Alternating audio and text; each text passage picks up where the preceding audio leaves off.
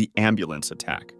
In November 2019, a man in Rochester knocked on the door of a home late at night, claiming he was sick and needed someone to call an ambulance. The woman inside, 82-year-old Willie Murphy, called it as he requested, but refused to let him in. That angered him, and a moment later she heard a crash. He had broken through her door. What the man did not know about the small elderly woman living alone was that Willie Murphy was a World Natural Powerlifting Federation champion and 2014 Lifter of the Year, capable of deadlifting 225 pounds. She had been competing in weightlifting well into her 80s and trained regularly at her local YMCA. The intruder had no way of knowing any of this, and he was about to find out. With the lights off, she was able to hide and catch him off guard. She grabbed a table and smashed it over him so hard the table broke. That did not slow her down. She picked up the metal legs and kept going, then jumped on him when he fell to the floor. Then she ran to the kitchen. She grabbed a bottle of shampoo and poured the entire thing in his face while he was still on the ground. Then she grabbed a broom and kept hitting him until the police arrived. The intruder was taken away in an ambulance, and Murphy declined to press charges. She posed for selfies with the first responders on her front porch. Her own description of the whole situation was, "I'm alone and I'm old, but guess what? I'm tough."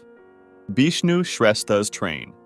On September 2, 2010, a group of around 40 armed bandits boarded the Maurya Express, a passenger train traveling through India. They moved through the carriages, robbing passengers of their cash and valuables. The passengers had little choice but to comply, and for a while, everything was going according to plan. Then the bandits reached one particular passenger. Bishnu Shrestha was asleep when they got to him, and when he woke, he was prepared to hand over his belongings. But then, an 18-year-old woman sitting next to him was grabbed by the robbers, who intended to rape her in front of her parents. What the bandits did not know about the quietly sleeping man beside her was that Bishnu Shrestha was a soldier in the Indian Army's 8th Gorkha Rifles, one of the most feared military units in the world. Gurkhas are Nepalese warriors with a centuries-old reputation for exceptional combat ability, and they carry a large curved blade called a kukuri at all times. That blade was about to become a serious problem for about 40 people. Shrestha drew his kukuri and launched a counterattack. The fight lasted around 20 minutes. He engaged the 40 armed attackers by himself, killing 3 of them and severely injuring 8 others. At one point, they fired a shot at him that missed. They eventually managed to wrest the blade from his hand and cut him with it, wounding his left hand, but by then, the damage was done. The remaining bandits fled in panic. When the girl's family offered him a 300,000 rupee cash reward afterward, he refused it. He said, "Fighting the enemy in battle is my duty as a soldier. Taking on the thugs on the train was my duty as a human being." The viral thief. In the summer of 2013, a German tourist was on holiday in Ibiza with a group of friends. The night ended with the decision to go skinny dipping in the Mediterranean. However, when they came back out of the water, their clothes and belongings were gone. Among the missing items was an iPhone belonging to one of the women in the group. That would normally be where the story ends. But the thief, a man from Dubai whose name turned out to be Hafid, made one critical oversight. He never deleted the Dropbox app on the phone, and he never disabled the automatic photo upload feature. As a result, every single photo he took on the device was uploading directly to the original owner's cloud storage account in real time. She could see everything. She started a Tumblr blog called Life of a Stranger Who Stole My Phone, posting the photos Hafid was taking while he had absolutely no idea. The blog followed Hafid's daily life in Dubai, from posing in front of landmarks with his friends to events. The blog went viral almost immediately, accumulating thousands of followers, and Hafid almost certainly never suspected all of this existed. The blog simply went quiet after a while, with the owner posting a final message saying she hadn't heard from Hafid in a long time, that the photos had stopped coming, and that she assumed he had moved on and found a new phone. The Ecole-Valentine Incident.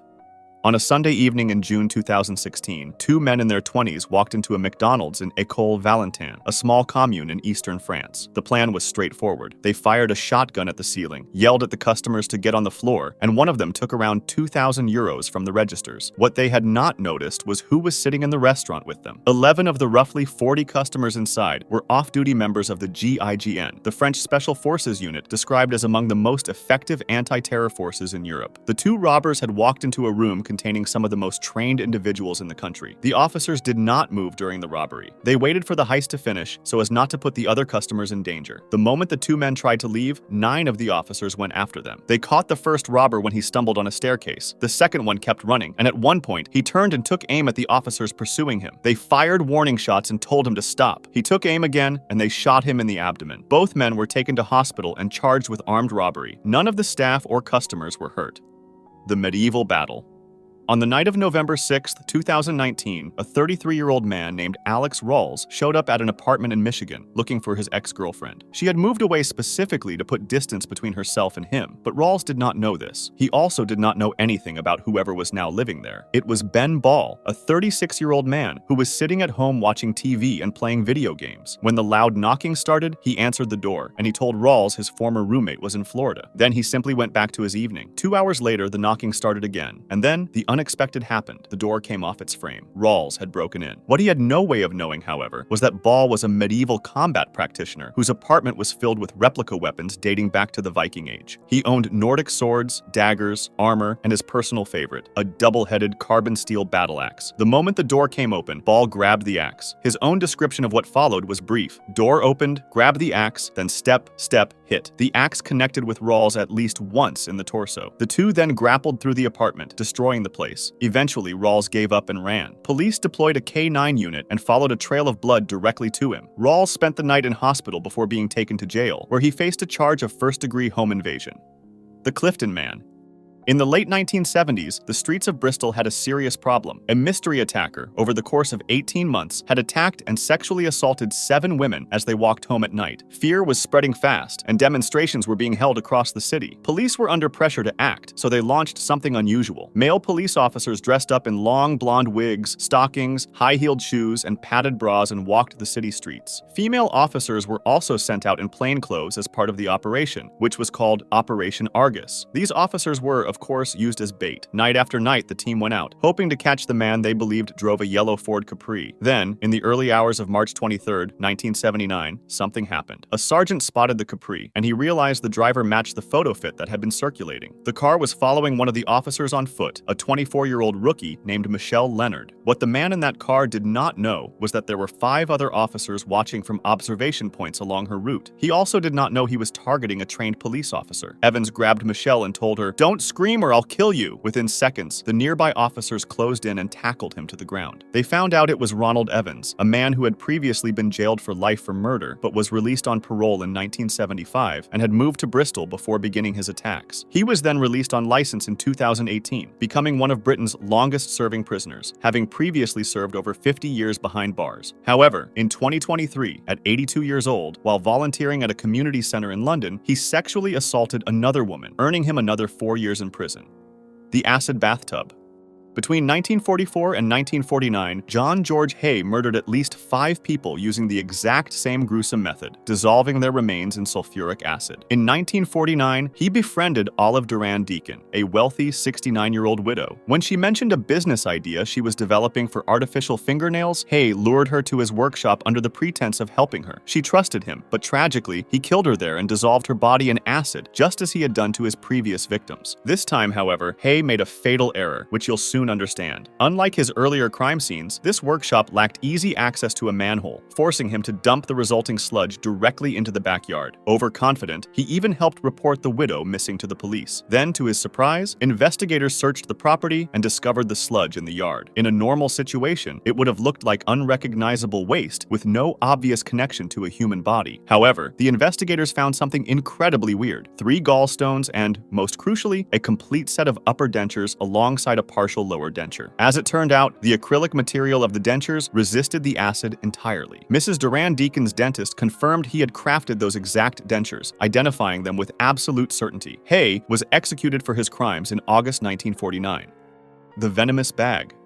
On a Saturday night in early January 2003, a thief in Sydney spotted what looked like an easy opportunity. A canvas bag was sitting on the passenger seat of a 4-wheel drive, stopped at traffic lights. The thief yanked open the car door and grabbed it. What he did not know was anything about the driver or his profession. The car belonged to Bradley McDonald, a snake handler, who had just caught a snake in a nearby car park and placed it in that very bag. Inside was a venomous 4-foot red-bellied black snake, very much alive. The red-bellied black snake is one of Australia's more recognizable venomous species. Its venom can cause significant pain, swelling, and other serious symptoms, and the snake defends itself if it feels cornered or threatened, which inside a stolen bag in the hands of a panicking thief, it almost certainly would have. Luckily for him, that didn't happen, and the thief abandoned the bag shortly after stealing it once he presumably realized what was inside. McDonald said, "It might teach him a lesson. The snake is the innocent party in this."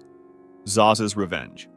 If you're going to steal a computer, the absolute worst person to steal it from is a professional cybersecurity expert. In 2010, a hacker known by the handle Zoz was giving a presentation at DEF CON, one of the world's largest hacker conventions, when he revealed that his apartment had been burglarized and his computer stolen. What the thief didn't know was that Zoz had installed remote access security software on his device. He also made one more critical mistake. He never wiped the hard drive. The moment the thief connected to the internet, Zoz began silently monitoring him. He installed a tool that lets you see and control another computer's screen to watch exactly what the person using it was doing in real time. He logged his keystrokes, capturing usernames, passwords, and anything else the thief typed into the machine, read his emails, and watched him browse the web. Zoz compiled a massive, hilariously detailed dossier on the thief's life, his location, and his illegal activities. The thief, identified as Melvin Guzman, spent a significant amount of time browsing adult websites and taking pictures of himself for online dating profiles. Guzman apparently really loved dating sites, and between those accounts, the photos, and other activity, Zoz was able to identify him by name and pinpoint his exact address. He handed everything over to the police on a silver platter, which raided the thief's house and recovered the stolen goods. Zoz got to present the entire humiliating operation at DEF CON 18, and the audience absolutely loved it.